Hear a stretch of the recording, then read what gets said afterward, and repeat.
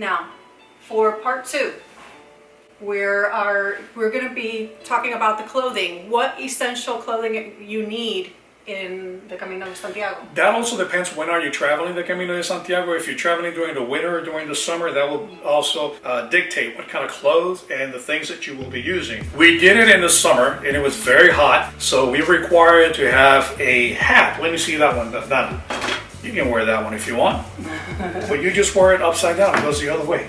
I knew that. She knew that. So a hat is very important because it protects you from the sun. And also you gotta have a very good set of eyeglasses. Especially, they have to be polarized. There's a place in between Burgos and Leon called the Meseta, not the Mesita. So we highly recommend you have your hat, your sunglasses, and a nice sunblock. And it has to be unscented. Please, if you're gonna buy a sunblock, buy a sunblock that is unscented. Or else you have bees that are going to be.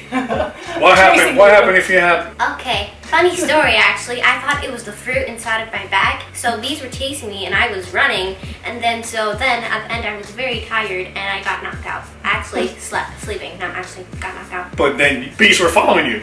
Yeah, Why? they were chasing me. Because we had this fruit scented or flower scented sunscreen. Because if you have a flower scented sunscreen, so the moral of the story is? Don't get flower scented sunscreen because bees will chase you. Yes. Okay, now for clothing, let's talk about the pants and the material of the pants. One important thing about the materials of the clothes that you're going to be wearing, it has to be light, it has to be strong, and it has to be waterproof. We bought these pants and you can get them at any trekking store. And the good thing about it is that they have zippers all around, and when you are getting warm, and if it gets warm, you take the zippers out and they turn from long pants to short pants. So it's like having 2 pants in one. Yeah, and these are the shorts. And they're light, and the good thing about it is that when you wash them, they dry very fast, which is something that you want, especially on the Camino de Santiago. Okay. The next item is the shirts. They're light, they're microfiber, you can wash them easy, they dry very fast, and they're very light. Oh yes, they're very light. The key to everything is light, because you will be carrying all the weight through all the 500 miles or the 800 kilometers through Saint-Jean-Pied-de-Port to Santiago de Compostela. In addition, also your inner clothing. You have to avoid cotton. Don't use cotton.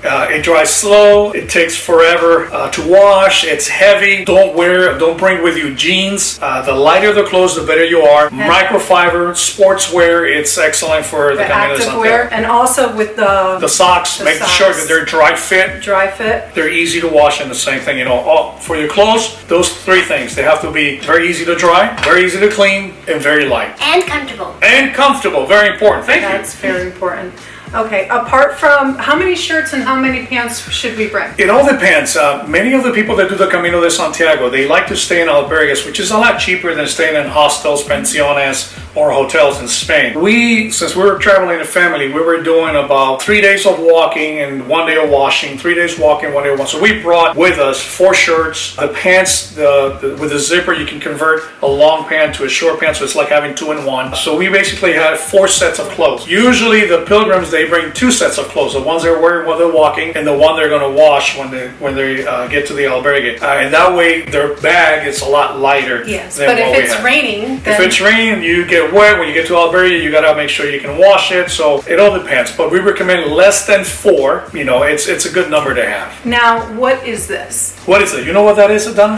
Is that the thing that you put on the bed so that the bed bugs won't get in?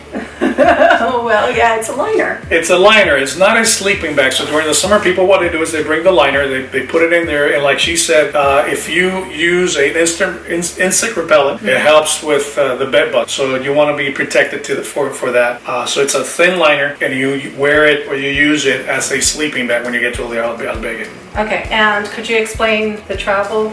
You know what this is, right? What's that? It's very light, it's very compact. Nevertheless, when we had dirty clothes, what we did was we took this bag, and the great thing about this bag is that it's small. Nevertheless, when you open it up, it's a big bag. And the good thing about this is you can fit the clothes for 5-6 people, 4 days. And with this, you go to the laundromat and you wash your clothes. And once again, when you're done, you pack it back in, make it compact, put it back in your bag, and you're good to go. So what about the sneakers? The sneakers, I don't recommend wearing sneakers. You gotta have something with a lot of traction, and especially I will buy hiking shoes. There are hiking sneakers. I will probably consider those, but a lot of people recommend to wear hiking boots because if it gets wet and it starts raining, some places in the Camino are dangerous, meaning that they're very steep. So in order to protect your ankles, I will highly recommend boots or hiking shoes. We bought these from Merrell Company, and they were excellent. And what are the sandals for? Well, the sandals, Dana has a very interesting story about that, right, Dana?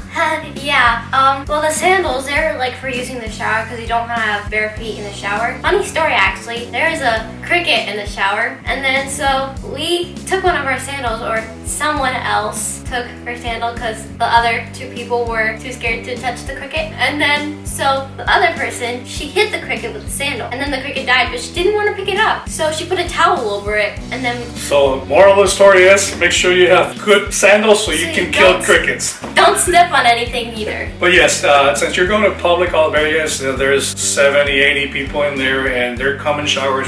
So, for hygiene purposes. It's highly recommended that you bring sandals for you to take a shower. Now, do you know what this is? You know what that is, Donna?